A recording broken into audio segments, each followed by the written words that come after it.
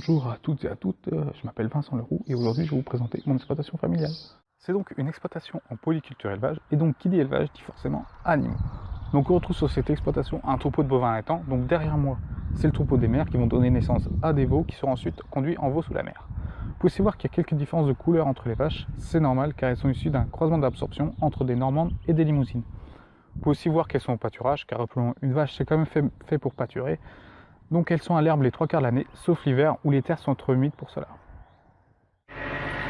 Ah, vous êtes encore là? Ça tombe bien, car dans polyculture élevage, il y a aussi culture. Allez, je vous montre ça. Donc là, on se trouve dans une future parcelle de maïs en silage où je suis en train de refermer la terre pour éviter que trop d'eau soit évaporée, surtout par le temps sec qu'on a en ce moment, et donc pour garder le maximum de fraîcheur dans le sol pour que le maïs ait tout ce qu'il lui faut pour bien pousser. Et hop, nous voilà rendus dans du blé tendre. Donc là, on est sur une parcelle qui a été semée début octobre avec une variété KWS tonnerre. Variété choisie pour son potentiel de rendement, mais surtout pour sa tolérance aux maladies, pour limiter l'utilisation des fongicides. Après, on ne se refuse pas de ne pas en utiliser, c'est juste qu'on va d'abord regarder les feuilles pour savoir s'il est nécessaire de passer. Par exemple, l'année dernière, on n'est pas du tout passé, car sur les feuilles, il n'y avait aucune trace de maladie. Et dernière culture, l'avoine mortifère. Pourquoi cette culture? Pour plusieurs raisons. Pour son aspect nettoyant et étouffant pour les adventices, pour sa faible demande en intrants et pour des rendements qui sont dans les terres assez proches du blé tendre.